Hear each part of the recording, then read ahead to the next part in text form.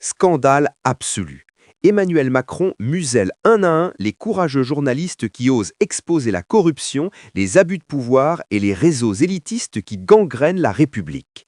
Élise Lucet, icône inflexible de l'investigation sur France Télévisions, est la prochaine sur la liste.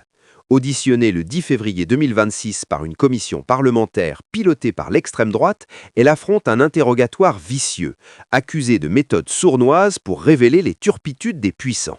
Caméra cachée, embuscade devant domicile secondaire, pour le rapporteur Charles Deloncle, député RN, c'est une chasse aux sorcières inversée. Mais derrière ces critiques feintes, la vérité éclate. Lucet démasque les scandales que Macron et ses alliés veulent enterrer. Prenez Cash Investigation. En janvier 2026, elle met à nu le financement opaque des établissements privés sous contrat, exposant comment des fonds publics irriguent des réseaux catholiques intégristes. Abus de pouvoir criant, des animateurs périscolaires hurlant sur des enfants, une éducatrice embrassant un garçon de 4 ans sur la bouche. Sans caméra cachée, ces horreurs restaient invisibles. Lucet l'assure, c'est toujours en dernier recours après des dizaines de demandes refusées. Mais pour Macron, qui survit au remaniement en nommant des loyaux comme Sébastien Lecornu Premier ministre, ces révélations menacent l'équilibre précaire avec l'Église et les élites conservatrices. Et ce n'est pas tout. Lucet traque la corruption au cœur du pouvoir. Souvenez-vous, son interpellation du pape François en 2017 sur la pédophilie cléricale, réactualisée en 2023 avec des enquêtes sur des chorales catholiques. Abus systémiques couverts par des réseaux élitistes.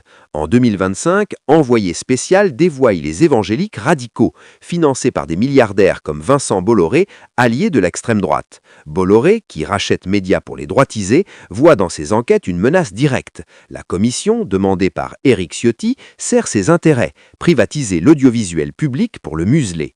Macron laisse faire. Son gouvernement, via Rachida Dati, ex-ministre de la Culture jusqu'au 25 février 2026, tente même de discréditer ses journalistes.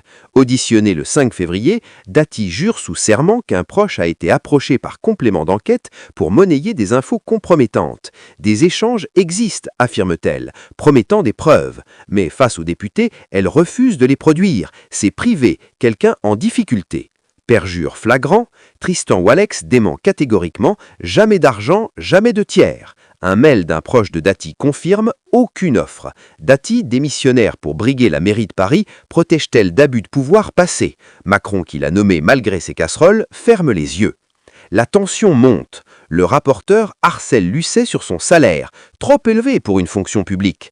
Après 42 ans de carrière, elle rétorque calmement « Oui, je suis bien payé, grâce à ma longévité ». Mais l'attaque vise à salir, discréditer le messager pour tuer le message. Plateau à 50 000 €, mutualisé, répond-elle, et bien moins cher que les meetings sarkozianistes à 5 millions via Big Malion. Corruption exposée par Lucet elle-même en 2012.